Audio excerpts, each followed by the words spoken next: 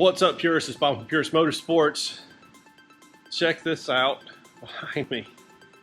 I'm at a loss for words because of what I'm at. It's a private collection, and there's more in there too. But the series of videos I'm going to do coming up, I'm going to be mostly about the cars in this.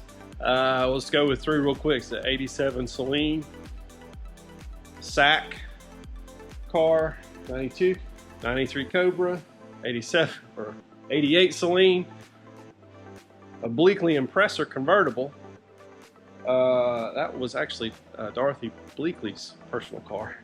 And then 85 GT with T-tops, 81 Cobra with T-tops, a highly modified 85 GT convertible. It's got Terminator swap, and an 86 Saleen with T-tops. These are all unique cars owned by a very good friend of mine who's allowed me to bring this to you all. So stay tuned on the channel for videos on a select few of these. I've only got so much time to get this done before I have to leave town, but cannot not come here, do a couple of videos, and at least share some of these beautiful cars with you all. So like, subscribe, and yeah, stay tuned. There's more coming. And as I always say, whether you're driving them or restoring them, always enjoy them. Peace.